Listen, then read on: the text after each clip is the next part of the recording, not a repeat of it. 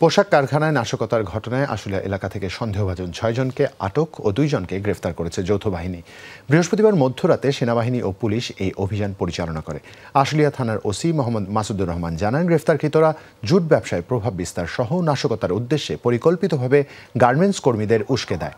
শ্রমিকদের মধ্যে অস্থিরতা সৃষ্টি করতে ভাড়া করে আনা হয় বহিরাগতদের। গত কয়েকদিন বিভিন্ন দাবিতে সাভার, আশুলিয়া ও গাজীপুরে তৈরি পোশাক শিল্প সহ অন্যান্য খাতের শ্রমিকদের আন্দোলনের কারণে শিল্পাঞ্চলে অস্থিরতা দেখা দেয়। এই আন্দোলনে ইন্ধনদাতাদের বিরুদ্ধে ব্যবস্থা নিতে অভিযান শুরুর দিক নির্দেশনা দিয়েছে সরকার। এর প্রেক্ষিতে অভিযান শুরু করেছে যৌথ বাহিনী। সেনাবাহিনী এবং র্যাব এবং পুলিশের একটি যৌথ অভিযান শুরু হয়। এই যৌথ অভিযানে আমরা 2 জনকে আটক করেছি।